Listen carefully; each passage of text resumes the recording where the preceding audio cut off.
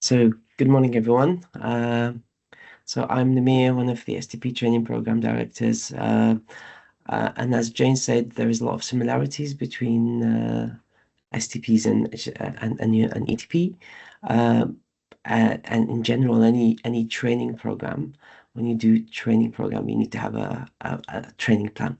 So that's what I'll be talking to you this morning about. And after the break, I'll be talking about feedback. Um, So let's kick off.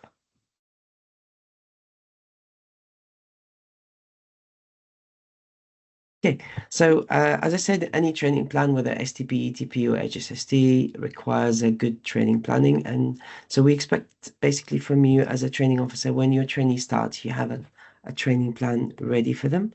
It might be not detailed as when they start, but as the trainee progress or as training starts with you, and you'll have kind of more discussion and you have more details about the training plan.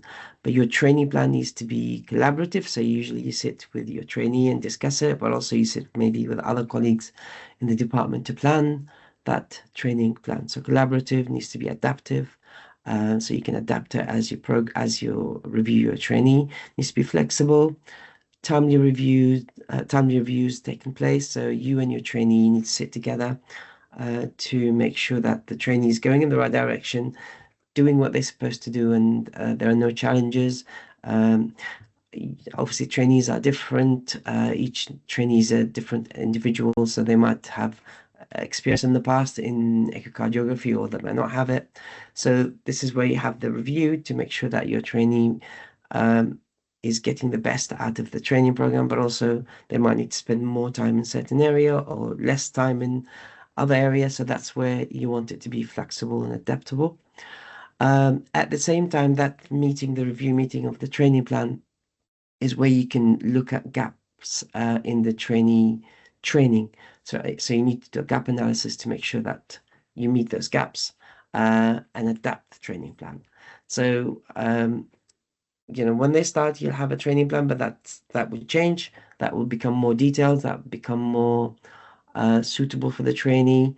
But this will happen by you having these regular meetings with your trainee and looking at what they need, what they've done well, or what they but probably they need to spend more time on certain areas. So this is where you're looking at the gap analysis and adapting your training plan. Just a couple of examples of training plans that colleagues from the ETP program in the past that shared with us. So there are different ways of doing a training plan.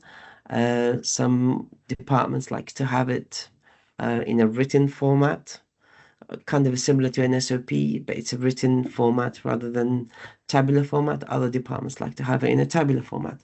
So if you just click, I'm just going to show you some examples. So on the left-hand side, you see the kind of a word or text style of training plan. You can add a lot of details there. Obviously, this is, I guess, it's a personal preference, so it depends how your department do these things. We might have a local policy or local kind of examples that you've used before, or you might feel more comfortable with that style of training plan.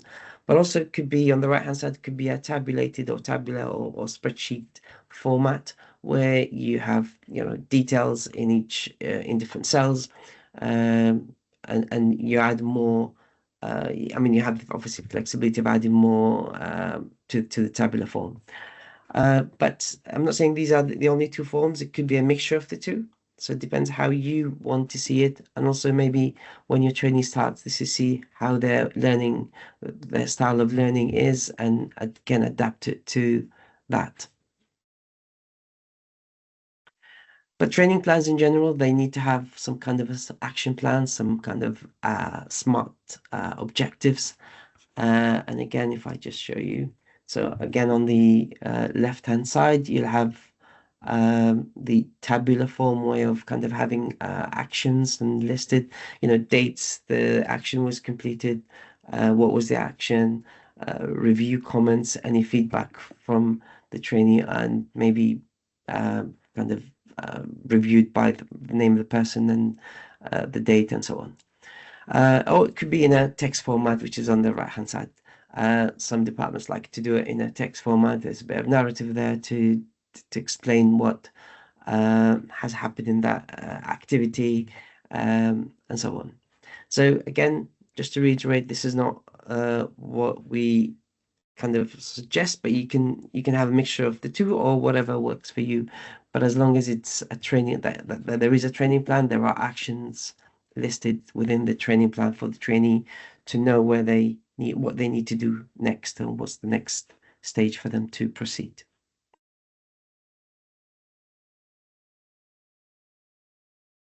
And in any learning journey, as your trainee starts in the ETP program, they probably they're less confident trainees, but as they progress in the training, they become more confident. They're used to the program. They're used to what kind of understand what they need to do.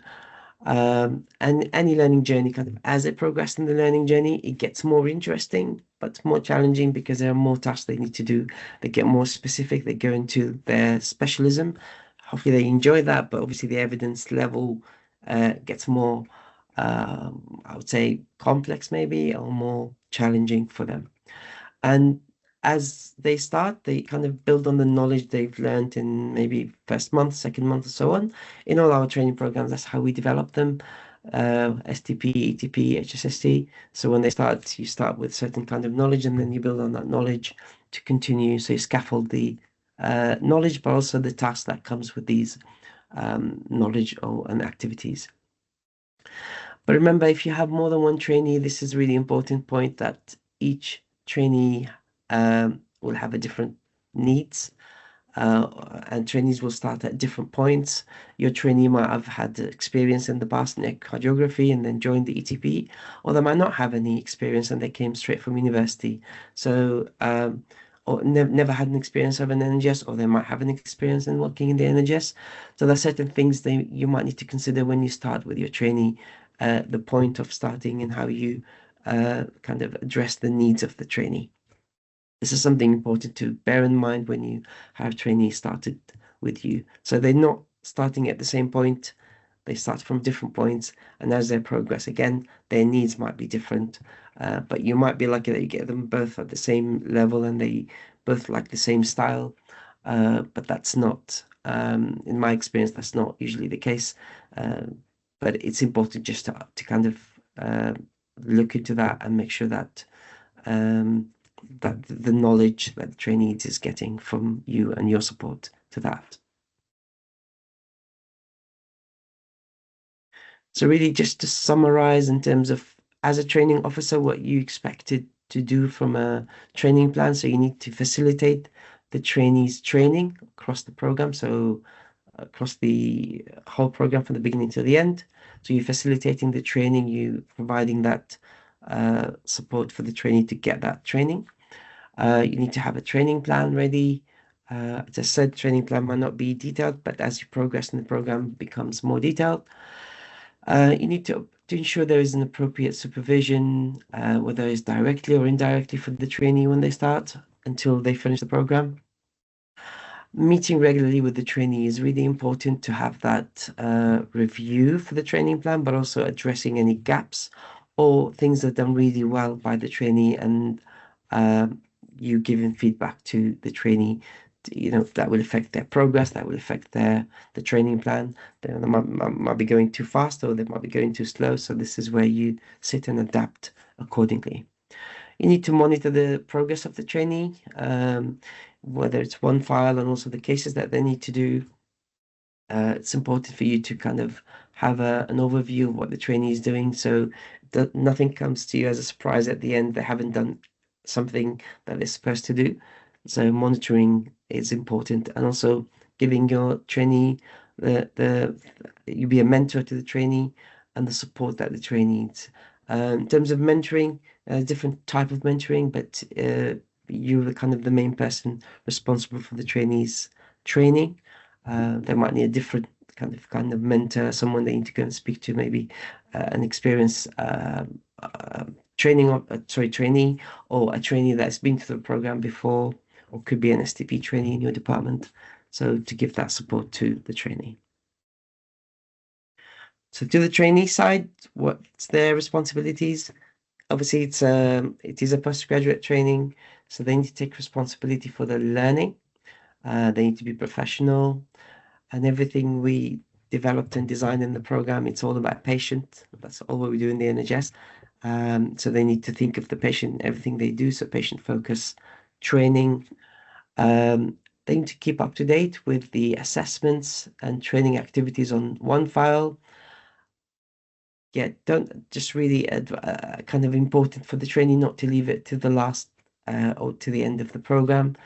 To look at one file regularly is really important so they don't end up with a situation where they completed everything but one file has not been started, which is a problem. So they can complete on time. They need to keep you with any issue, keep you informed with any issues that they have or any challenges, any maybe uh, training elements that they might need more support. They need to have that communication with you. But also they need to let us know in the school if they have any changes. So, change of training officer that we expect, for example, trainee to let us know the training officer has changed, or long-term sickness, or anything that will affect the training that we need to be aware of. And obviously, you need to be aware of this as well. There is a lot of examples on the school website, as Jane said and Sally said as well. There's a plethora of information on the school website. You can go and look and search and see what information is there. But example of training plans are also listed on the school website. And if you have a training plan that you would like to share with us, that we can put on the website that you think is really good, please do.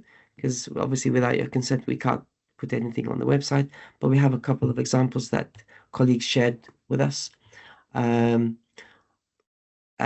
just for you to see as an example, if you haven't done your training plan yet, or if you want to see some examples for you just for your information.